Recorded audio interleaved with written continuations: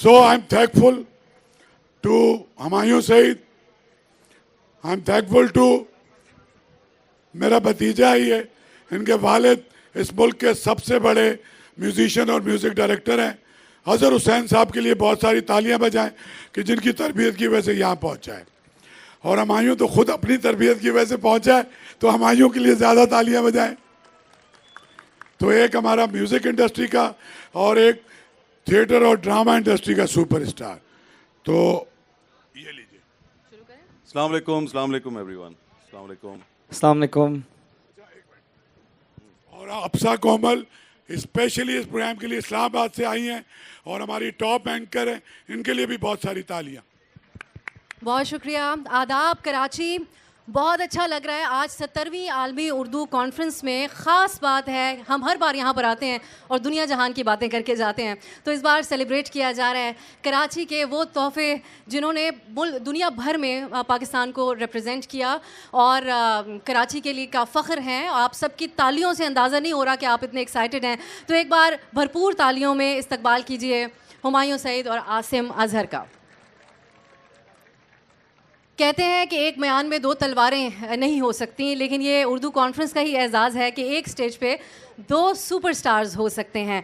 तो अब हम इनसे पूछते हैं कि कराची शहर जिससे आप सबका भी ताल्लुक़ है, जो हमारी, मैं हालांकि कराची से नहीं हूँ लेकिन मेरी पहली मोहब्बत ये शहर है, तो इन दोनों का बचपन और लड़कपन यहाँ पर कैसा गुजरा, क्योंकि कोई भी पैदाइशी सुपरस्टार नहीं होता, एक दौर गुजरता है, तो इनके लिए वो दौर कैसा था, चाहेंगे कुछ नॉस्टैल्जिया में ले जाएं आप सबको। तो हुमायूं, आपसे आगाज़ करते हैं। कराची में आपकी पैदाइश हुई, यहीं पर आप बड़े हुए, लेकिन हम जो आपको एज अ सेलिब्रिटी जानते हैं, हमें लगता है कि जैसे ही आपने होश संभाला होगा, शीशे में ख़ुद को देखते होंगे एक सेलिब्रिटी की तरह, और बाहर निकलते होंगे तो पापा राजी आपका पीछा करती होगी। तो कुछ बताइए कि कैसा रहा आपका बचपन का वक्त, लड़कपन का वक्त, और वो कराची और आज का कराची, क्या चीज़ें आपको ऐसी हैं जो याद आती हैं? मुझे बस गलियों में क्रिकेट खेलना याद आता है। मेरा बचपन भी दूसरों की तरह ऐसे ही था, और मेरे वालिदैन बड़े सख्त थे, मतलब मेरे अब्बू बहुत सख्त थे, तो इजाज़त नहीं थी रोज़ाना खेलने जाने की, या कभी ऐसे टाइम के ऊपर कि अगर रात में कोई नाइट मैच हो रहा है तो बड़ी मुश्किलों से हमें इजाज़त मिलती थी। तो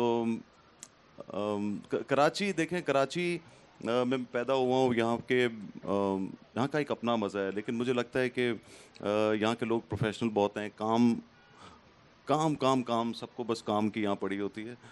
जो मैंने अभी पिछले 20 सालों में देखा है, जो कराची में, मेरे ख्याल से पहले ज़्यादा खूबसूरत होता था कराची, अभी उतना नहीं रहा, लेकिन उम्मीद जो है वो पूरी है कि इंशाल्लाह कराची जिस तरह खूबसूरत पहले लगता था वापस लगना शुरू हो गया। आसिम, आप के दोनों वालिदैन जिनका फ़न और आर्ट से ताल्लुक़ रहा, आपने इल्मी अदबी एतबार से भी बहुत सी एक्टिविटी देखी होगी बचपन से। आपकी वालदा इतनी बड़ी फ़नकार थीं, तो आपने यहाँ के वो आर्टिस्ट अपने आसपास देखे होंगे यकीनन अपने बचपन में। क्या ऐसी बातें हैं जो आपकी बचपन की यादें हैं जो आप यहाँ मौजूद लोगों से शेयर करें? बिल्कुल। पहले तो अस्सलाम वालेकुम सबको एक बार फिर से, और आदाब। और मैं सबसे पहले तो शुक्रिया अदा करना चाहता हूँ कि हुमायूं भाई ने मुझे अपने साथ बैठने का इस स्टेज पे, ऑनेस्टली मैं ये हमारे मुल्क के बहुत, दुनिया के हमारे बहुत बड़े सुपरस्टार हैं, and it's an honour for me. और मैंने इनसे रिक्वेस्ट की, क्योंकि एक्चुअली में मेरा एक कॉन्सर्ट भी है थोड़ी देर में, तो मैंने हुमायूं भाई से रिक्वेस्ट की, तो और ये आई थिंक इन्हीं से मैं कर सकता था, बाकी किसी से करता तो मैं करता भी नहीं रिक्वेस्ट, क्योंकि मुझे पता है कि वो उसको बड़े अजीब तरीके से लेते। तो एक बार मैं चाहता हूँ कि हुमायूं सईद साहब के लिए आप लोग सब तालियां बजाएं प्लीज़। बहुत बहुत शुक्रिया जी, बहुत बहुत शुक्रिया। एक कॉन्सर्ट हम आपसे, मिनी कॉन्सर्ट यहाँ भी करवाएंगे, तो आप लोग अगर आसिम का गाना सुनना चाहते हैं तो तालियां बजाएं। ये क्या बात है हुमायूं भाई? नहीं, ये अच्छा हो गया ना। ये देखो, मेरा भी जो सेशन था ना, ज़रा एंटरटेनिंग हो जाएगा। मैं बहुत खुश हूँ कि तुम यहाँ स्टेज पे मेरे साथ। बिल्कुल। बट आपके सवाल से मुतालिक, आर्ट्स काउंसिल से आर्टिस्ट बनने से पहले भी मेरा एक ताल्लुक़ रहा है, बचपन से बहुत एक खूबसूरत ताल्लुक़ रहा है, क्योंकि मेरे वालिद साहब अज़हर हुसैन साहब, जो कि आज यहाँ पे मौजूद भी हैं, वो उन्होंने मुझे कभी भी ऐसे स्टेज पे नहीं देखा, लेकिन आज क्योंकि आर्ट्स काउंसिल का इवेंट था, and then of course Ahmad Shah साहब की सरबराही में ये सब हो रहा है। तो अब्बू को मैंने कहा कि आज आप प्लीज़ मेरे साथ चलिए, तो वो आज आए हैं।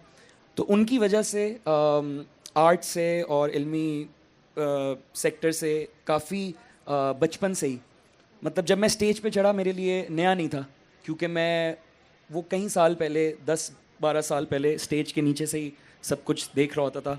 और उसी की वजह से काफ़ी आर्टिस्ट से और काफ़ी आर्ट के शायद थोड़े से अदब अदाब भी सीखे। तो बिल्कुल बहुत खुशकिस्मत रहा हूँ मैं इस सेंस में। आप लोगों का जो रिस्पांस है वो मैं थोड़ा बेहतर एक्सपेक्ट कर रही थी। तो अब आप ये बताइए कि हम हुमायूं से मेरे पास तुम हो की बात करें या इनका एक और प्रोजेक्ट जिसने दुनिया भर में पाकिस्तान का भी जिक्र हुआ, और वो है द क्राउन। और उसमें लेडी डायना, जिनको कोई नहीं ऐसा शख्स होगा जो ना जानता हो, उनके लव इंटरेस्ट डॉक्टर हसनात का किरदार अदा किया इन्होंने। तो अपना लोहा मनवाया उसमें भी। हुमायूं, आप हमें दोनों में से किसकी बात की जाए? मेरे पास तुम हो की बात करें, क्राउन की बात करें? ओके, क्राउन की बात करते हैं। हुमायूं, ये बताइए कि आपने द क्राउन एक ऐसा प्रोजेक्ट है, दुनिया भर की उस पर नज़रें नहीं और पूरी दुनिया में बहुत हिट हुआ। उसमें जब आपको हमने डॉक्टर हसनात के तौर पे देखा तो थोड़ा आपने अपना हुलिया भी तब्दील किया था, एक सिंप्लिसिटी नज़र आई, कुछ शायद वेट भी पुट ऑन किया। क्या तकाजे थे उस रोल के? कैसे आप तक पहुंचा ये रोल? जी, मैं क्राउन का बहुत बड़ा फ़ैन था। मैंने सारे सीजन्स देखे हुए थे। और मैंने सोचा भी नहीं था कि कभी मुझे ये कैरेक्टर जो है वो आगे डॉक्टर हसनात का मुझे मिलेगा। बस मुझे एक कॉल आती है और मैं पहले उसको सीरियस लिया ही नहीं उस कॉल को। मैंने कहा ये पता नहीं कोई मुझसे शायद मजाक कर रहा है। लेकिन जब वो मेरी बात हुई तो मुझे पता चला कि उनको मुझ जैसा बंदा चाहिए। और ज़ाहिर है उसका एक तरीक़ेकार होता है, एक प्रोसेस होता है, ऑडिशन होता है। ऐसे नहीं कि बस उनको एक बंदा हुलिये वाइज पसंद है, जो उसका लुक जो है वो मिलता है, तो लेकिन उसके बाद प्रोसेस होता है एक ऑडिशन का, जो मेरे लिए बहुत नया था। मैंने कभी ऑडिशन दिया हुआ नहीं था। बहुत पहले दिया था जब मैं बिल्कुल यंग, पहली बार जब इस काम में आया था। उस वक्त मैंने हमारे एक इकबाल अंसारी साहब डायरेक्टर होते हैं, उनको मैंने ऑडिशन दिया था और मैं फ़ेल हो गया था। तो मुझे हमेशा डर लगा रहता है, या डर रहता है कि मैं ऑडिशन जो है वो दे नहीं सकता। तो खैर मैंने ऑडिशन दिया और ऑडिशन मैंने दिया और मैं बीमार था, कोविड हुआ था मुझे। ये वो वाले दिन थे। खुद ही मुझे वो कैमरा रख के वो डायलॉग्स जो भी मेरे पास स्क्रिप्ट आया था वो मैंने बोल दिया।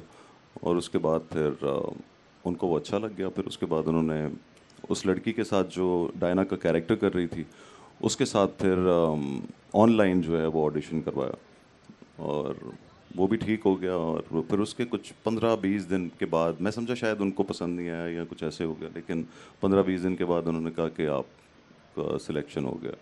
आई वॉज वेरी हैप्पी और बहुत मज़ा आया। वो एक अलग ही दुनिया है। जिस डिटेल के साथ वो लोग काम करते हैं, उस तरह का काम अगर हमारे यहाँ होना शुरू हो जाए तो मैं बहुत खुश होऊंगा। सब लोग बहुत खुश होंगे।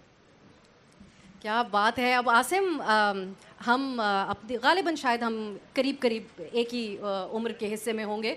तो मेरे बचपन की वो जिंगल्स जो टीवी पे आते थे चॉकलेट्स के और इश्तिहारों के, वहाँ पर आपकी आवाज़ सुनी। फिर जवान हुए तो अचानक से रोमांटिक गाने आए और वही लड़का वही आवाज़ में गा रहा है। अदाकारों में हमने ये देखा कि अगर कोई चाइल्ड स्टार हो तो उसको हीरो मानना बड़ा मुश्किल हो जाता है जब वो बड़े होते हैं। लेकिन आसिम, आपका ट्रांजिशन बड़ा स्मूथ रहा। आज की जो नौजवान लड़कियां हैं, अगर वो कोई यहाँ पर तालियों से बता सकें कि यहाँ पर मौजूद हैं तो उनका आप पे क्रश है, हमें तो ये सुनने को मिलता है। तो ये कैसी रही आपके लिए ट्रांजिशन? ट्रांजिशन जब हुई तो ऐसा महसूस नहीं हुआ, लेकिन अब यहाँ पे बैठ के आपसे इसके बारे में बात करके अब फील हो रहा है कि हाँ एक काफ़ी ट्रांजिशन थी। आई गेस जिन लोगों को नहीं पता उनको बता देते हैं कि आप लोगों में से, लेकिन अगर ब्रांड का नाम लेंगे तो उनकी मशहूरी हो जाएगी ना, ज़रा शाह साहब हैं यहाँ पे, ब्रांड का नाम ले सकते हैं, जिंगल गाना है ना। बस चलो खैर है, क्या क्या हो गया सनी। आप लोगों ने बचपन में अगर नौजवान है तो किस किस ने वो सुना था, कोकोमो मुझे भी दो कोकोमो, वो मैंने गाया था। किस किस को पता था? ये पता था? किस किस को नहीं पता था? ओके चलो फिर एक और आप लोगों को सरप्राइज देते हैं। ये किसने सुना था? कितना मजा आए रे दुनिया डेयरी मिल्क की वन, सुना है? ये किसने गाया है? मैंने गाया है। ये भी पता था आप लोगों को?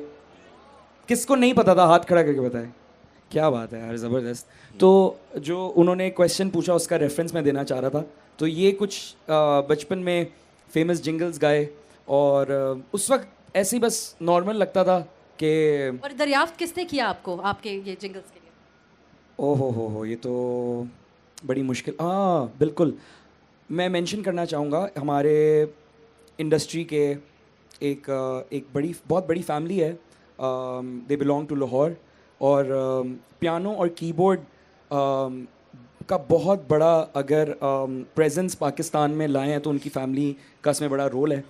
मास्टर सादिक साहब, शायद काफ़ी लोगों को नहीं पता लेकिन जिनको पता है, मास्टर सादिक साहब was one of the pioneers of piano. वो ब्लाइंड थे, उनकी फैमिली चलती आई एंड अब उनकी जो 3rd 4th जनरेशन है वो शुजा हैदर, हमारे बहुत ज़बरदस्त शानी हैदर और शानी हैदर, शुजा हैदर।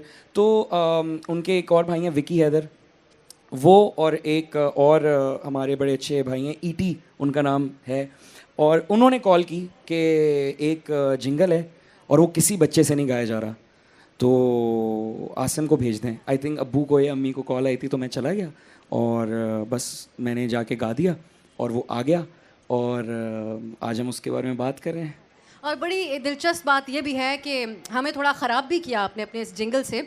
हमने अपने वालिदैन से तकाजा किया कि हमारी गाड़ी चॉकलेट से क्यों नहीं बनी हुई। इस इश्तिहार में तो ये गाना गाते हैं कि हर चीज़ चॉकलेट से बनी होगी। तो अब हुमायूं, हम बहुत से लोगों के जहनों में भी ये सवाल होगा, आपने जिस किस्म के रोल्स किए उसमें या तो आपको एक एंग्री यंग मैन के तौर पे दिखाया गया या एक चॉकलेटी हीरो के तौर पे दिखाया गया।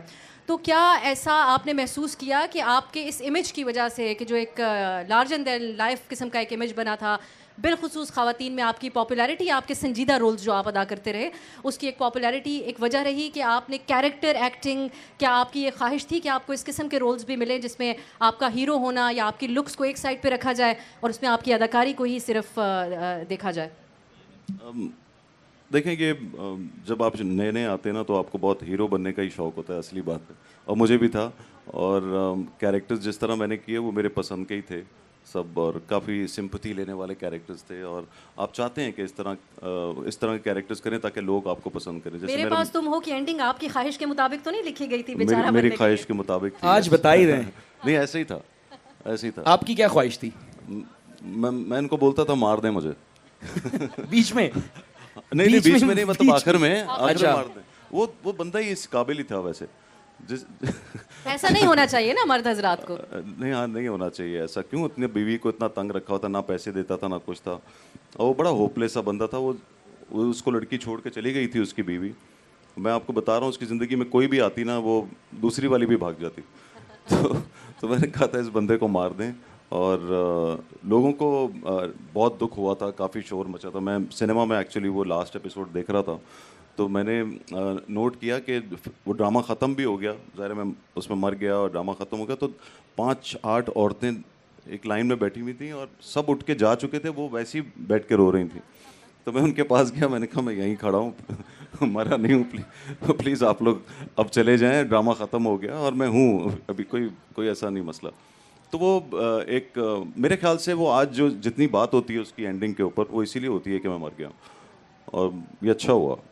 काफ़ी लोग मुझसे बोलते हैं कि गलत किया, ये एंडिंग ठीक नहीं थी, मगर मैं समझता हूँ कि बिल्कुल ठीक थी। तो इन शॉर्ट एक फिल्मी जुमला भी था पहले, लेकिन उसको अगर हम तब्दील करें आपकी इस गुफ्तगू को सम अप करने के लिए, अगर अफोर्ड नहीं कर सकते हो तो शादी क्यों करते हो, है इजी आप समझते हैं कि यही पैगाम देता है। आसिम, अगर मैं समझती हूँ कि ये जो लोग बैठे हैं और मेरी कई बार रिक्वेस्ट करने के बावजूद मुझे वो एनर्जी इनमें अभी तक नज़र नहीं आ रही, कुछ आप अगर सुनाएं अपना एक मशहूर गाना ताकि कुछ लोगों के अंदर भी जज्बा पैदा हो, अगर आप चाहें तो। मेरे ख्याल से लोग बड़े इंटरेस्ट से सुन रहे हैं। हाँ। अब और ये एक अच्छी बात है इस अदबी महफिल की। कभी कभार अदबी ये बड़ा एतबार से कमाल है सुन और रहे बड़े हैं। तरीके से सुन रहे हैं, मुझे बहुत अच्छा लग रहा है। और मैं Exactly. आप सब लोगों का बहुत शुक्रिया अदा Exactly. करना चाहता हूँ। मैं अब वो बार बार जो तालियां हैं ना वो वैसे भी ठीक नहीं लगती, वो इसका मतलब वो बहुत अच्छे इंटरेस्ट के साथ वो मॉर्निंग शो में ठीक लगती है जहाँ पे क्यू वाला बंदा होता है। बैठा चले होता भाई है। तालियां, चलो तालियां बजाओ। वो उनको इशारा करता है दूर से कि वरना पैसे नहीं मिलेंगे बेटा। ताली बजाओ। नहीं बिल्कुल, ये तो आप लोग बिल्कुल ठीक कर रहे हैं और इंजॉय करें। अगर बोरिंग लगे हमारी बातें तो फिर आवाज़ दीजिए, ओए बस कर इस बात को चेंज कर। बोरिंग लगे तो ताली बजा के बताएं। नहीं, मजाक कर रहा हूँ। लेकिन मैंने इसी वेन्यू पे अभी चंद हफ्ते पहले जो वर्ल्ड म्यूज़िक फेस्टिवल था, आर्ट्स काउंसिल ने जो होस्ट किया था, उसी की हमने क्लोजिंग डे पे परफॉर्म किया था। और यकीन करें, यहाँ पे मतलब इतने करीब से भी बात करने की आवाज़ नहीं आती। तो आई थिंक जब कॉन्सर्ट की ऑडियंस आती है तो वो सिर्फ एक्चुअली शोर सुनने के लिए और शोर मचाने के लिए आती है।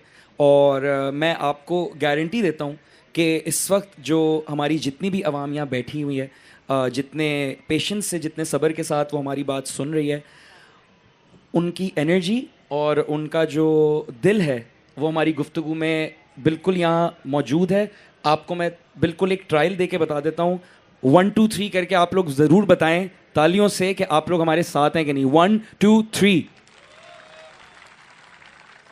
तो हमें बहुत कम ऐसी इतनी अदब वाली क्राउड मिलती है जो कि बात को सुने।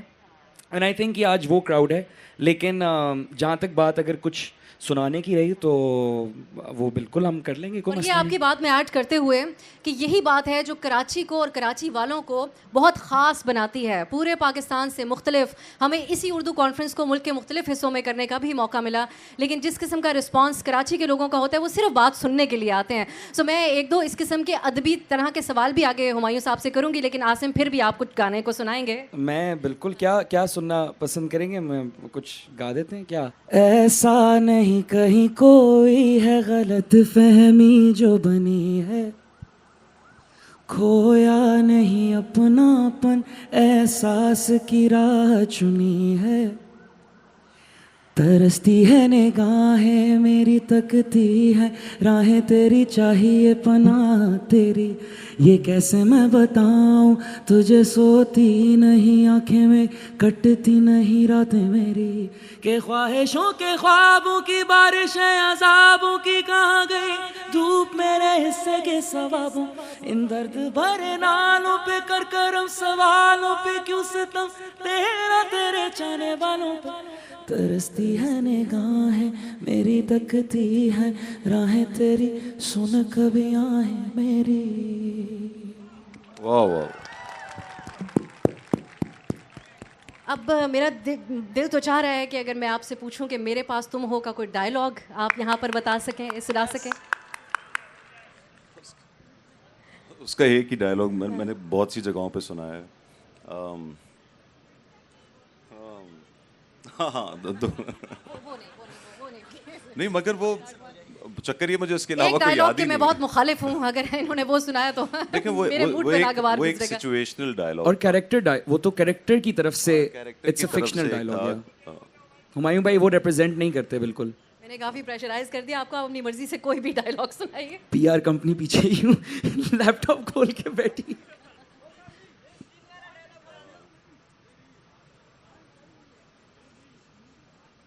मुझे याद ही आप कोई और सवाल करें मैं उसके मैं बाद एक रिक्वेस्ट कर सकता हूँ। मैं एक आइडिया है, बल्कि रिक्वेस्ट नहीं, एक पंजाब नहीं जाऊंगी का भी बड़ा ज़बरदस्त एक आपका मोनोलॉग था, उससे भी कुछ वो था हेल्प। हेल्प मी दुर्दाना वो ऐसा था उसका, रोटी खोल दे शफीक अहमद। वो सही है, सारे डायलॉग तो इनको याद हैं। अच्छा, अब हुमायूं एक बहस रहती है, वो ये है कि ड्रामा और आप तब जैसे बड़े बड़े अदाकार जो हैं उनका ज़्यादा फोकस कई साल ड्रामा पे रखने, क्योंकि हमारे यहाँ फिल्में उस तरीके से नहीं बन रही थी। जब से एक रिवाइवल हुआ तो आपकी बहुत बड़ी जो सुपरहिट फिल्में हैं वो आपकी फिल्में आई, लेकिन आप प्रोडक्शन भी करते हैं, आप बहुत बड़े ड्रामाज हैं जो आपकी तरफ से बनाए जाते हैं, आपके प्रोडक्शन हाउस की तरफ से। ये कहा जाता है, ये इन ख्यालात का इजहार किया जाता है कि हमारे ड्रामा ने फ़िल्म को कहीं जो है वो बैकग्राउंड में भेज दिया, और फिल्म जो थी वो एक अदाकार के लिए एक बड़ा एक मीडियम होता है, एक ब्रॉडर मीडियम होता है जिसमें उसको हर अंदाज में दिखाया जाता है। वो एक्शन भी कर सकता है, एक लार्जर देन लाइफ किस्म का रोल भी अदा कर सकता है। ड्रामा जो है वो बड़ा महदूद कर देता है। क्या आप इस बात से इत्तेफाक करते हैं? देखिए, ड्रामे की अपनी एक, क्योंकि जब आप 13 किस्तें करते हैं ना तो उसका स्क्रीन प्ले डिफरेंट होता है। या 13 किस्तें या 30 किस्तें या 50 किस्तों का ड्रामा जो होता है, उसका जो क्राफ्ट है वो डिफरेंट है। फिल्म आपको 2 घंटे के अंदर सुनानी है, तो जब 2 घंटे में सुनानी है, जैसे ऐड जो कमर्शियल आप देखते हैं वो आपको 60 सेकंड के अंदर आपको सब कुछ दिखाना होता है, इसी तरह फिर तो दोनों चीज़ों में फ़र्क है।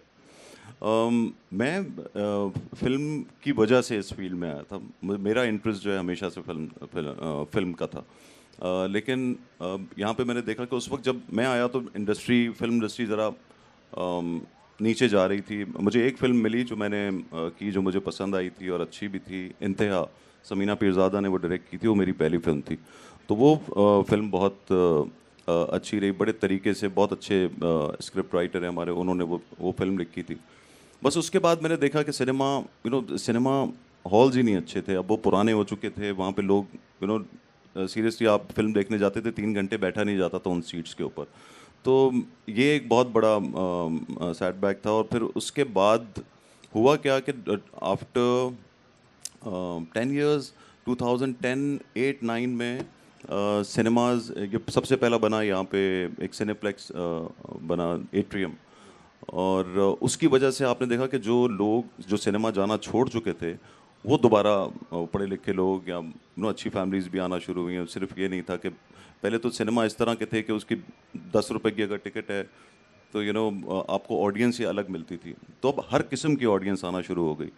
तो तब मुझे ये ख्याल आया कि मुझे पहली फ़िल्म अपनी बनानी चाहिए, और मैंने वो फिल्म बनाई थी मैं हूँ शाहिद आफरीदी। जबकि वो स्पोर्ट्स फिल्म थी, उसके अंदर मेरे साथ कोई ब्रांड भी था साथ, तो मेरी और हिम्मत बढ़ी कि मैं वो फिल्म बनाऊँ। तो वो फिल्म जो है वो, हालांकि उस वक्त इतने सिनेमाज नहीं थे, मेरे ख्याल से कुछ 10-15 सिनेमाज थे टोटल। तो उस वक्त भी उसने बहुत अच्छा बिजनेस किया। तो मुझे लगा कि कॉमेडी के अंदर और इस तरह की फिल्म के अंदर भी पोटेंशियल है, तो अगर मैं फुल कॉमेडी फिल्म बनाऊंगा तो वो ज़्यादा सक्सेसफुल होगी। फिर मैंने बनाई थी जवानी फिर नहीं आनी। बस उसके बाद फिर मेरी हिम्मत नहीं टूटी, और फिर जवानी फिर नहीं आनी 2, फिर पंजाब नहीं जाऊंगी और लंदन नहीं जाऊंगा, वो सारी फिल्में। और जिस तरह की सक्सेस जवानी फिर नहीं आनी की रही, उसने यकीनन पाकिस्तान की फिल्म को रिवाइव किया, और उसमें सबसे बड़ा किरदार कहा जाता है इसी फिल्म ने अदा किया। आसिम, हमारे यहाँ जो मौसीकार हैं उनमें एक और भी बड़ा नाम है आतिफ असलम। उन्होंने तो एक्टिंग में भी अपने आप को आजमाया। तो अब आप भी यंग हैं, आपकी बहुत बड़ी पॉपुलैरिटी है यंग नौजवानों में, तो आपको भी कोई ऐसी ऑफर होती है? अगर हुई तो आसिम का ऑफर मैं भी कर चुका हूँ, और आसिम का मैंने ड्रामा देखा हुआ है, आसिम ने एक्टिंग की है और ये बहुत अच्छी एक्टिंग करता है, बहुत नेचुरल एक्टिंग करता है। तो कुछ हम देखेंगे आपको मैं अभी भी ड्रामा एक्टिंग में? कर रहा हूँ अभी भी एक्टिंग नहीं, आपने बिल्कुल आतिफ भाई का नाम लिया।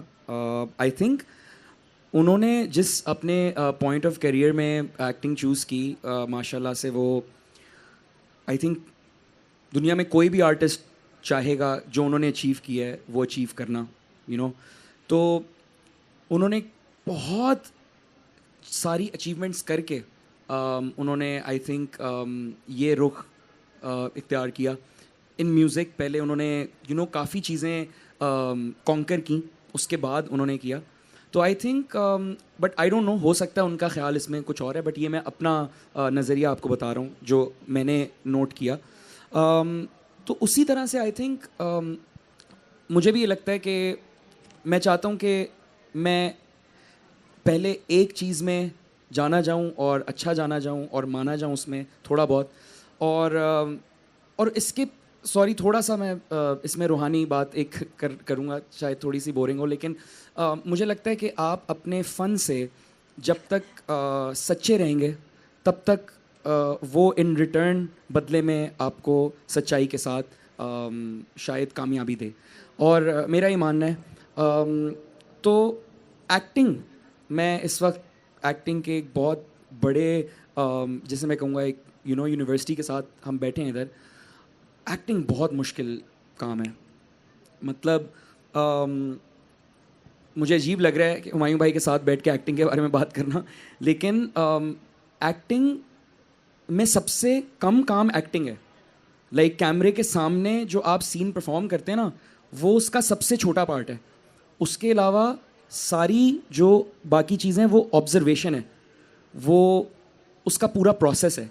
तो वो एक बहुत मुश्किल प्रोसेस है, और मुझे लगता है कि मैं ऐसे ही अनएजुकेटेड होके एक्टिंग वाइज कि मैं ऐसी एकदम से कैमरे के सामने खड़े होके शुरू कर दूं और कहूं कि मैं एक्टर हूं। हालांकि मेरे लिए एक बहुत बड़ी बात है कि हुमायूं भाई ने कहा कि कि मतलब ये ठीक है, एक्टर मैंने ठीक इसका है। काम देखा है एक्टिंग करते हुए, एंड ही वाज गुड।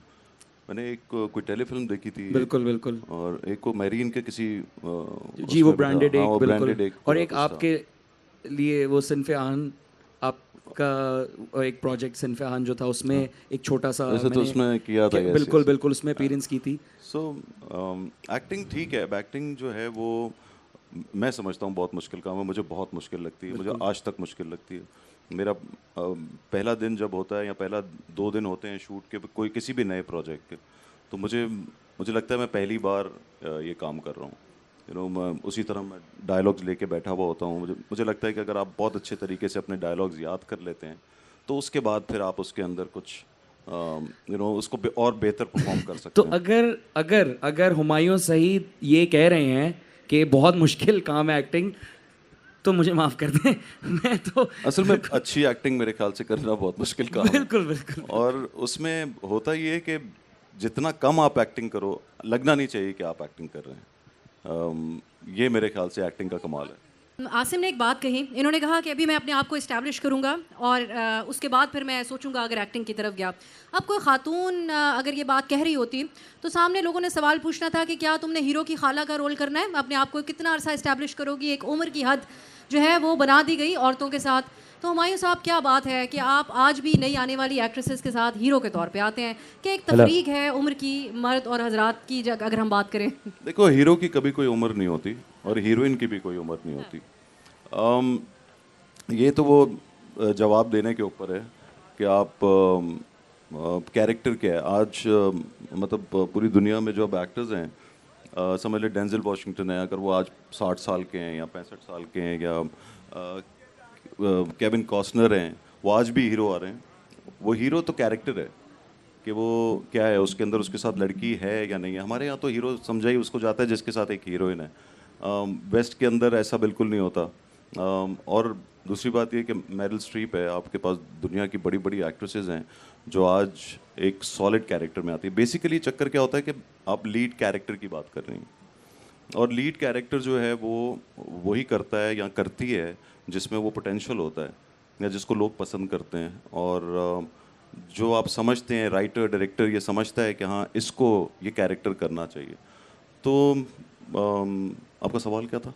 मैं सवाल में ही ऐड कर देती हूँ, लेकिन हमारे मिसाल के तौर पे जब आपने अपना पहला प्रोजेक्ट किया होगा तो आपके साथ जो लीड एक्ट्रेस आई होंगी, क्या आज हम देख सकते हैं आपकी तरह वो भी हीरोइन का रोल कर रही हो या लीड रोल कर रही हो? हमने देखा उस सब कर रही हैं, मैं सबा कुछ कमर नाम कर अगर रही हैं। अच्छा, तो आपने स्टार्ट जब किया, मैं उस दौर से जब मैंने स्टार्ट किया तो सादिया इमाम, नादिया जमील, सानिया सईद, बिल्कुल। और आज भी आप वो आज भी लीड कैरेक्टर्स में बिल्कुल आती ऐसे ही है। हैं, लीड कैरेक्टर में आती हैं और कमाल की एक्ट्रेसेस हैं। और कौन था मेरे साथ? ज़्यादातर यही थी, सादिया इमाम, सानिया सईद। और तो फिर तो हमारी ख्वाहिश होगी कि हम एक सीक्वल देखें जवानी फिर नहीं आनी का, जिसमें सानिया सईद हों और जो आपके साथ दीगर बिल्कुल हो अदाकार सकती Why है। not, है ना? बिल्कुल हो बड़ा सकती अच्छा है। आइडिया है। बहुत अच्छा आइडिया। नादिया जमील भी हो सकती हैं, नादिया जमील भी हो सकती हैं। क्यों नहीं हो सकती? अच्छा, अब हम आसिम, आप खुद लिखते भी हैं अपने अपने लिरिक्स, गाने। एक दौर था जब पुराने अदवार के गाने जो कि हम आज तक सुनते हैं और नौजवान भी सुनते हैं, उसके लिरिक्स होते थे, एक एक लफ्ज़ लोगों के जहनों में रह जाता था। हमने यही ख़ास बात देखी कि आपका गाना तो बहुत नए दौर का होता है, लेकिन लिरिक्स इसी तरह लोगों के जहन में रह जाते हैं। तो क्या चीज़ें हैं जिनको मद्देनज़र रखते हैं आप इंतखाब करते हुए? जी, मुझे लगता है कुछ अलग नहीं मैं सोचता, और मैं इस पे भी यकीन करता हूँ कि जो भी अपनी कोई भी चीज़ लिखता है, चाहे वो गाना है, चाहे वो स्क्रिप्ट है, चाहे वो कोई प्ले है, वो अपनी उसमें अपब्रिंगिंग से और अपने कल्चर से बहुत मुतासर होकर लिखता है, ठीक है? तो विद दैट बीइंग सेड, आज अगर कोई डिफरेंट वोकैबलरी में गाने आ रहे हैं तो आई थिंक वो एक नए दौर की भी निशानी है कि कल्चर इतना डाइवर्स हो गया है, दुनिया फ़ोन पे डिजिटली इतनी ऑन हो गई है। मेरे पास एक मिसाल है वैसे आपके एक गाने की और मेरे जहन से निकल ना जाए। क्या? एक गाने में ये कहते हैं कि तेरे खर्चे हज़ारों क्यों इतने नखरे पालूं। तो ये यकीनन मुझे लगता है मेरे पास तुम हो का जो हुमायूं का कैरेक्टर था वो ये गाना गा रहा है। हाँ मतलब देखें, अगर उस कैरेक्टर को हम 2020 21 22 में एक 21 साल के लड़के पे कर दें तो वो नॉर्मल गली में शायद ऐसी बात करेगा। सही है, तो हम कोशिश करते हैं कि अपने जो करंट कल्चर है उसकी रिप्रेजेंटेशन करें, रिलेटेबल करें, लेकिन उसके साथ साथ मेरी ये कोशिश होती है कि मैं बहुत थोड़ा मुझे मेरी उर्दू की वोकैबलरी मुझे लगता है मुझे आती है, लेकिन जितनी भी आती है मैं कोशिश करता हूँ कि हर दफ़ा कोई नए अंदाज के लफ्ज़ यूज़ करूँ और तलफ़्फ़ुज़ पे मैं बहुत ख़ास ख्याल रखता हूँ, क्योंकि मेरी वालदा ने हमेशा से मुझे बहुत इस पे सख्ती रखी है। और मेरे कुरान टीचर भी जो थे कारी साहब, उनकी वजह से मेरा काफ बहुत एक अच्छा है, तो वो मैं इन चीज़ों का बहुत ख्याल रखता हूँ। लेकिन आई थिंक गाने के मूड पे डिपेंड करता है। लेकिन मेरी बिल्कुल आपने बहुत अच्छी ऑब्जर्वेशन की। मेरी कोशिश होती है कि सिर्फ नए दौर की बात ना हो, जो गाने मैं सुन के बड़ा हुआ हूँ, जो शायरी मैं सुन के बड़ा हुआ हूँ, उसकी भी थोड़ी सी जो चीज़ मुझे मुतासिर करती है वो मेरे गानों में दिखे। हुमायूं, हम रिलेटेबल होने की बात कर रहे हैं। अब आपके, मैंने जिस पहले जिक्र किया कि जितने रोल रहे वो ऐसे ही थे कि ये एक हीरो हैं और आप इन तक नहीं पहुंच सकते इतनी आसानी से। तो आप समझते हैं कि अब आप चाहेंगे कि रिलेटेबल, क्योंकि एक ऐसा दौर है इंटरनेशनली हम देखते हैं कि जो सेलिब्रिटीज़ हैं वो एक आम आदमी की तरह बात करने की भी कोशिश कर रहे हैं, उनसे मुखातिब भी ऐसे होते हैं कि हम आप जैसे ही हैं, हम सस्ते कपड़े पहनते हैं एंड ऑल दैट। तो आप भी चाहेंगे कि उस तरफ जाएं या इसी तरह आप आगे कंटिन्यू करना चाहेंगे? ऑब्वियसली आप बहुत हम्बल हैं लेकिन क्या एक आवाम आपको फासले से ही देखेगी या ऐसे किरदार जिससे कोई भी देखने वाला कहे कि ये तो मुझ जैसा शख्स है?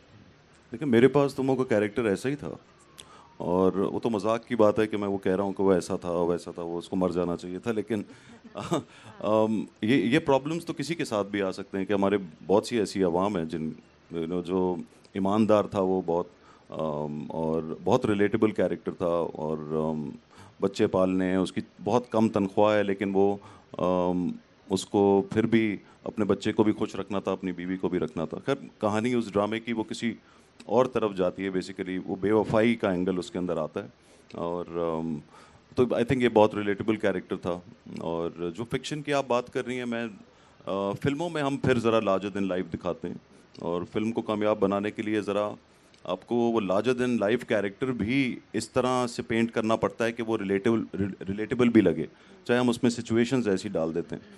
लेकिन ड्रामे आजकल सब रिलेटेबल बन रहे हैं, जो घर में जो कुछ हो रहा है, जहाँ जहाँ हर किस्म की कहानी हम अब ड्रामों में दिखा रहे हैं। तो इसीलिए आज हमारे ड्रामे को चाहे इंडिया में हो, पूरी दुनिया के अंदर जितने भी इंडियन पाकिस्तानी रहते हैं, यहाँ पे पाकिस्तान में, इंडिया में बहुत पसंद किया जा रहा है, और ड्रामा अब बहुत बेहतर हो गया।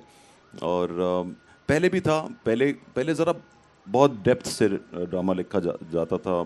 अब मैं देखता हूँ कि क्योंकि बहुत ज़्यादा काम हो रहा है तो उसके अंदर वो वाली डेप्थ नहीं रही। लेकिन कुछ राइटर्स हैं हमारे, चाहे उमेरा हो या खलील साहब हो या और फ़रत इश्तियाक हैं, आफरीदी एक राइटर है हमारे, वो बहुत बहुत अच्छा लिखते हैं।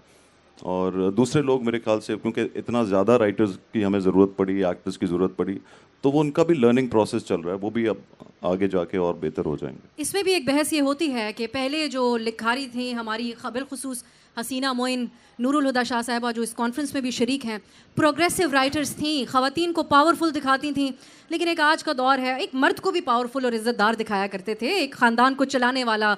और जो तस्वुर है हमारे यहाँ, हमारे कल्चर में बिलखुसूस, आप हुमायूं ये महसूस करते हैं कि ये सिलसिला थोड़ा बीच में बदल रहा बहुत है? ज़्यादा हो गया था कि हर जो मर्द था वो जुल्म कर रहा है और औरत पे सिर्फ जुल्म हो रहा है, और वो बर्दाश्त किए जा रही है। लेकिन ये सब अब पिछले कुछ 2-4 साल से 5 साल से बदल गया। बहुत से ऐसे ड्रामाज आए हैं जिसमें बड़ी प्रोग्रेसिव औरतें दिखाती हैं। औरत जो है वो स्टैंड लेते हुए दिखाई है, काम करती है और वो मेहनत करती है, वो अकेली अपनी 5 बहनों को पाल रही है या उनके लिए काम कर रही है। ये सब अब ड्रामों में बहुत ज़्यादा दिखाया जा रहा है। तो मेरे ख्याल से वही होता है, एक टाइम ऐसा आता है भी, लाइक आप लोगों ने, मैं मेंशन करना चाहूँगा सिन्फ़े आहन, एक बहुत ही मतलब एक मॉन्यूमेंटल प्रोजेक्ट था, वुमेन एम्पावरमेंट सेंट्रिक, और वो कॉन्सेप्ट बहुत खूबसूरत था तो मतलब लाइक पिछले 2-4 सालों में आई थिंक नरेटिव अब बदल रहा है, बहुत ज़्यादा चेंज। ज़रूरत भी है। तो वो जैसी आप बात करी वो बिल्कुल ठीक कह रही हैं कि एक टाइम ऐसा आया था, क्योंकि कमर्शियल ड्रामा, कोई एक ड्रामा ऐसा हिट हो गया कि जिसमें औरत रोते हुए रो रही है और उसके ऊपर जुल्म हो रहा है, तो फिर उसको देखा देखी बहुत सारे ड्रामे बने हमने थे। थोड़ा ग्लैमराइज भी कर दिया रोती हुई औरत को, कि रोती हुई ज़्यादा अच्छी लगती है, हंसती हुई इतनी अच्छी नहीं लगती है। लेकिन वैसे आसिफ, आपस की बात है कि औरत को ये देख के बड़ी खुशी होती है जब औरत रो रही होती है, क्योंकि वो रिलेट करते कहती है मेरे साथ भी ऐसा ही हो रहा है। आप जैसे नहीं देखती दो औरतें बैठी हो तो वो आपस में बात कर रही हो, एक रोने लगती है तो दूसरी खुद ब खुद रो पड़ती है। तुम ठीक कह रही हो बहन, तुम बिल्कुल ठीक कह रही हो। तो ये हम इसलिए भी वो ड्रामे बहुत चले थे, और बाकी उनकी रेटिंग भी बहुत आती थी जिसमें औरत रो रही होती थी, और ये पूरा सोच समझ के ड्रामा उस तरह बनाया जाता था। लेकिन यस, अब ड्रामे को चेंज करने के लिए हमने फिर औरत को स्ट्रांग भी दिखाया। ये खुदा की कुदरत है, खुदा ने औरत को ऐसा बनाया है जिसके अंदर जज्बात बहुत ज़्यादा होते हैं, खा वो खुशी के हों या दुख के हों। आसिम, म्यूज़िक की अब अगर हम बात करें, पाकिस्तानी म्यूज़िक कोक स्टूडियो के ज़रिए, आपके गानों के ज़रिए, आपकी वीडियोस पूरी दुनिया में जाती हैं। हमारे पड़ोसी मुल्क भारत में आप लोग एक ऐसा सेलिब्रिटी स्टेटस रखते हैं कि वहाँ के कॉन्सर्ट हों अगर हमारे म्यूजिशियंस के या हमारे ड्रामा आर्टिस्ट के भी, तो शायद वहाँ के लोकल सेलिब्रिटी से ज़्यादा लोग वहाँ पर पहुँच जाएंगे।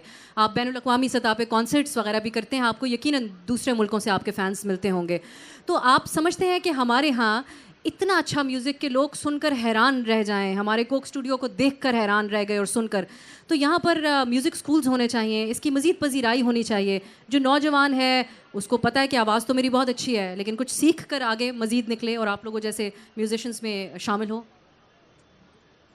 बिल्कुल, देखें, आर्ट स्कूल्स तो किसी भी सोसाइटी के लिए बहुत ज़रूरी हैं। आर्ट्स को बहुत ही एक बेसिक लेवल से हमारी जनरेशन में इन्फ्यूज़ करने की बहुत सख्त ज़रूरत है, सिर्फ हमारी नहीं बल्कि दुनिया में कहीं भी। और आपके सामने जिन सोसाइटीज़ और जिन कल्चर्स में ये होता है उनकी प्रोग्रेस आपके सामने है, और जहाँ पे ऑप्रेस किया जाता है आर्ट को वहाँ पे भी मुश्किलात आपके सामने हैं। लेकिन मैं इसके साथ साथ बिल्कुल मेंशन करना चाहूँगा कि जैसे आर्ट्स काउंसिल अभी तक इस मुहिम को बहुत ज़ोर से लेके चल रहा है, डेफिनेटली। बट इसके अलावा मैं इस पे अगर बात करूँगा तो ऑब्वियसली कुछ दुख की बात भी होगी, कुछ डिसअपॉइंटेड बात भी होगी, लेकिन जहाँ तक सवाल है बिल्कुल होना चाहिए। लेकिन उसके साथ साथ हमारे पाकिस्तान, एक बड़ी ख़ूबसूरत और फ़नी बात है कि पाकिस्तान का आर्ट, मुझे लगता है, और इवन कोई भी स्किल पाकिस्तान की, राइट, चाहे वो क्रिकेट हो, चाहे वो आर्ट्स हो, चाहे कोई भी हो, वो दुनिया भर में इस तरीके से शाइन भी मुझे लगता है इसलिए करता है क्योंकि वो रॉ होता है, क्योंकि हम इतनी मुश्किलों से आगे आए होते हैं, हम इतने लोगों के ना सुन के और इतनी लोगों की रिजेक्शन के बाद, इतने मरहलों के बाद हम वहाँ तक पहुँचते हैं कि जब हम वहाँ पहुँचते हैं और हमारा आर्ट निकलता है तो वो वाकई दुनिया को अमेज़ कर देता है। तो ये वाकई एक बहुत ही, इस मुल्क का जो स्किल लेवल है ना, वो एक अजूबे से कम नहीं है कि जितनी भी इस पे सप्रेशन होती है उसका आर्ट उतना ही ज़ोर से बोलता है। बट देन अगेन, ये मैं ये नहीं कहूँगा कि बहुत अच्छी बात है, ये एक डिबेटेबल बात है, और स्कूल होना चाहिए, बिल्कुल होना चाहिए, ऑफ कोर्स होना चाहिए। और इसमें ये ऐड करते हुए, हम इतने अच्छे दिल के लोग हैं हम पाकिस्तानी। एक ग्लोबल अभी सर्वे आया था, एक इंडेक्स है जिसमें पाकिस्तान सफ़े नंबर 1 के ऊपर है एक दूसरे का ख्याल रखने वाले, एक दूसरे का एहसास करने वाले लोगों में। तो यकीनन ये तो है कि हमारे दिल इतने अच्छे हैं और इतना रॉ ये टैलेंट है जो लोगों तक पहुँचता है तो लोगों को दिलों में पहुँचता है। अब हुमायूं, आपका एक और कमेंट ज़रूर, मैं इस पे जो जो आसिम ने बात की उसके बाद आप लोगों के क्लोजिंग कमेंट्स होंगे, क्योंकि मुझे इशारा दे दिया गया कि अब हमें क्लोज़ करना है सेशन। जो आसिम ने बात की, हम बड़े मुख्तलिफ अदवार से गुजरे हैं और आपका भी जो एक्सपीरियंस है उसमें आपने देखा जो मुल्की सियासी हालात रहते हैं उसका भी एक बड़ा असर रहा। जो अदवार पाकिस्तान ने देखे, कंजर्वेटिव माहौल भी बना, उसमें कहानी कहना बहुत मुश्किल हो गया था। आज के दौर को निस्बतन क्या आप बेहतर कह सकते हैं, जहाँ स्टोरी टेलिंग की बात हो, कि हम किसी भी तरह की एक कहानी दिखा सकते हैं, लिबास पहना सकते हैं, मॉडर्न भी दिखा सकते हैं, और एक एम्पावर्ड औरत या मर्द भी खुलकर हम उसकी कहानी बयान कर सकते हैं। ये बेहतर दौर है आज का, या पहले भी कोई अच्छे अदवार आपने देखे इस सिलसिले में? नहीं, मेरे ख्याल से पहले मुझे लगता है कि कहानियों के लिए ज़्यादा आज़ादी थी, मुझे तो ऐसे लगता है। और अभी जो है वो काफ़ी हद तक सेंसर का काफ़ी दबाव होता है। लेकिन लिबास जहाँ तक है वो तो मैं समझता हूँ कि वो ठीक है, ऐसा ही होना चाहिए कि आप इतनी आपको छूट नहीं होनी चाहिए कि आप हर किसी भी किस्म का लिबास दिखा दें, लेकिन कहानियों की छूट ज़रूर होनी चाहिए। और मुझे अच्छा लगता है कि जब हमारे यहाँ तो हम जो मियाँ बीवी भी दिखाते हैं तो उसका भी हाथ पकड़ने में, लेकिन मैंने देखता हूँ कि हालांकि पूरी दुनिया बहुत आज़ाद है, सब है, लेकिन वो हमारी इसी बात को बहुत उसकी तारीफ़ करते हैं। जैसे इंडियन बहुत से मेरे दोस्त हैं, कहते हैं हम ड्रामा देखते हैं यार, हम फैमिली के अंदर बैठ के देखते हैं और हम ये फील करते हैं कि आप लोग बगैर हाथ लगाए भी वो इमोशन पूरा दे देते हैं। तो ये एक मेरे ख्याल से अच्छी बात है। और मैंने रिसेंटली ना हुमायूं भाई ये पड़ोसी मुल्क से बहुत ज़्यादा कमेंट सुना है कि यार आप लोगों का आर्ट और आप लोगों के ड्रामा स्पेशली हमें इसलिए इतने पसंद आते हैं क्योंकि हम अपने हर फैमिली मेम्बर के साथ बैठ के उसको कंफर्टेबली देख सकते हैं। सो आई थिंक ये एक और पाकिस्तान हमारा एक बड़ा ये सक्सेसफुल अचीवमेंट है, वही वाली बात कि बिना कोई बाउंड्रीज तोड़े फैमिली सेंट्रिक कंटेंट की बिना कोई बाउंड्रीज तोड़े अगर हम वो इमोशन ऑडियंस तक पहुंचा रहे हैं तो ये बहुत बड़ी बात है। हाँ, कहानियाँ इस किस्म की ज़रूर हैं, कुछ ऐसी हैं जो सब आप नहीं दिखा सकते, उसकी ज़रा सी रोकथाम होती है। कभी कभी हम सोचते हैं कि हम ये इस कहानी को दिखाएं या इस कहानी को दिखाएं, मैं उसकी डिटेल में नहीं जा रहा, लेकिन वो ज़रा उसके ऊपर सख्ती आ जाती उस है। पे आ जाती है। सेंसरशिप है, जो मीडिया से ताल्लुक़ रखते हैं वो भी अच्छे तरीके से जानते हैं। सेल्फ सेंसरशिप भी एक चीज़ है, वो भी हम सब बेहतर अंदाज में जानते हैं। क्लोजिंग कमेंट होगा आसिम, कराची के लोगों को एक पैगाम दीजिए और बिलखुसूस नौजवानों को। हो सकता है हमारे सामने जो ऑडियंस है इनमें एक ऐसा ही मुस्तकबिल का सुपरस्टार भी मौजूद हो जो आपकी बात सुने और उसमें वो कॉन्फिडेंस आए कि वो भी खुलकर अपना जो आर्ट फ़न का मुजाहरा करना शुरू करे। आपका नौजवानों के लिए क्या पैगाम है? बस एक ही पैगाम है कि ख़ुद को और अपने आगे आने वाली जनरेशन को टॉलरेंस सिखाएं, एक दूसरे के लिए सब्र सिखाएं, एक दूसरे की राय के लिए, एक दूसरे की ओपिनियन के लिए। हो सकता है आपके साथ वाले की जो राय हो या ओपिनियन हो उससे आप इख्तलाफ करते हो, लेकिन उसका ये मतलब नहीं है कि हमें उससे दुश्मनी कर लेनी चाहिए। तो बस मेरा मैसेज ये है, क्योंकि जब ये होगा तब यकीन करें सोसाइटी हमारी और ज़्यादा अमन और प्यार से भर जाएगी। हुमायूं, आप क्या पैगाम देंगे? मैं एग्जैक्टली एक्चुअली यही कहने वाला था। क्योंकि मैं जो सब्र जो है ना, मैं देखता हूँ कि ये उसकी बहुत कमी है हमारे नौजवानों में। जो मैंने देखा है कि यहाँ इवन गाड़ी किसी को लग गई है, किसी ने गाड़ी मार दी है, तो मैं देखता हूँ कि फ़ौरन बाहर निकलते हैं, चाहे वो नौजवान हो या बड़े हों या छोटे हों। मैं देखा है कि वो मरने मराने पे आ जाते हैं और पूरा ट्रैफिक रोक देंगे और एक दूसरे को गालियाँ देंगे। मेरे ख्याल से एक्सीडेंट होता है। तो जो भी आप, कभी मेरे साथ भी ऐसा हुआ है कि मेरी गाड़ी किसी ने पीछे से मारी। 1 मिनट के लिए आता है गुस्सा, लेकिन मेरी कोशिश होती है कि मैं बिल्कुल बाहर निकल के लड़ने ना लगूं, बल्कि उल्टा उसको भी पूछता हूं कि भाई तुम ठीक हो कि नहीं हो। तो मेरे ख्याल से पेशेंस और सब्र जो है वो इस चीज़ की कमी है हमारे यहाँ। टॉलरेंस का, सब्र का और तहम्मुल का पैगाम दिया। पाकिस्तान के 2 सुपरस्टार्स आपके सामने मौजूद थे, इनका तालियों से इनको रुखसत कीजिएगा। बहुत बहुत शुक्रिया जी आप लोगों का इतने सुकून से हमें सुनने का। सॉरी हमारे पास वक्त ज़रा कम था, हमने जाना था तो इसलिए हम साथ बैठ गए। एंड थैंक यू भाई। Thank you. नहीं थैंक यू। मेरे साथ स्टेज मेरे साथ आप हैं, मेरे साथ मेरे पास तुम हो। आपकी आमद का बहुत शुक्रिया। मैं एक बार और इधर आ जाओ भैया, इधर आ भाई। बहुत शुक्रगुजार हूँ। अरे भाई तालियां बजाओ मेरे लिए आसिम के रहे यार।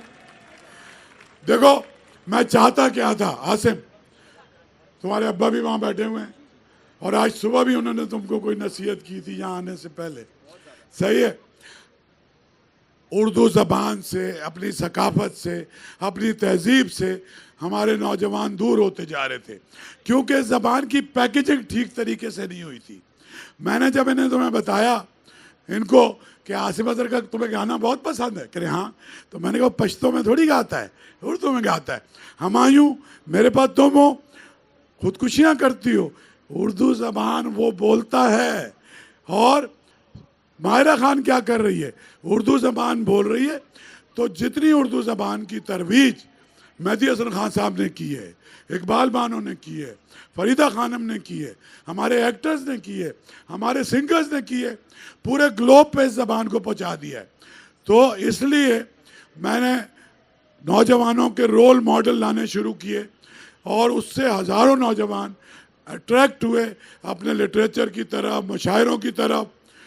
तो मैं बहुत शुक्रगुजार हूँ हुमायूं, जब बुलाया तुम आते हो।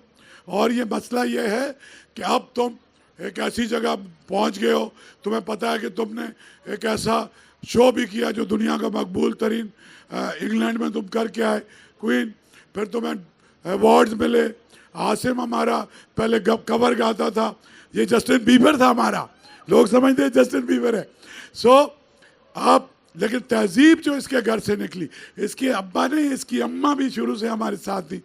तो मकसद क्या है कि अगर आप लोग मेरा हाथ नहीं पकड़ोगे तो जो हमारा ख्वाब है कि इंटेलेक्चुअल, जो देखें, एक होता है सरमाया, एक होता है, एक इंटेलेक्चुअल सरमाया है, उसको भी हमें इकट्ठे रखना है। और कल्चरलेस जो सोसाइटी है वो मुल्क सरवाइव नहीं कर सकता। सकाफत, तो आप लोग हमारे इंटरनेशनल सुपरस्टार हैं, आप लोग आए और हमेशा आए। अभी तुम जब आए थे 50,000 लोग थे इसमें, 20-30 हज़ार बाहर थे, तो ये तो मैं देखने आए थे, आज तुम दोनों को देखने आए। तो बहुत बहुत मैं शुक्रगुजार हूँ हुमायूं तुम्हारा, और अफसा कोमल तुम्हारा भी बचपन में सही नाम रखा गया था, तुम्हारा भी बहुत शुक्रिया सर। हाथ हिला दो इनको, और जस्टिन बीबर का जरा सा गुनगुना के चल। इतनी उर्दू की बात की और एंड पे कह रहे हैं जस्टिन बीबर का कुछ गुनगुना दो यार, ये क्या बात है। बहुत शुक्रिया सबका, आप सबका बहुत शुक्रिया, थैंक यू सो मच। एक दफ़ा अपने लिए प्लीज़ आप लोग तालियां ज़रूर बजाइएगा, थैंक यू, बहुत शुक्रिया। लगा के शर्त वो जिंदगी की फिर कोई, जो वादे कर दिए ना होंगे हम जुदा कभी, जो वादे कर दिए ना होंगे हम जुदा कभी। ओ मेरे यारा तेरी यारियां दिल की सदा, मेरी खुशियां तू सारियां होंगे ना जुदा, दिल का दिल से हुआ है अहद वफा। Oh thank you so much guys, बहुत शुक्रिया आप सबका।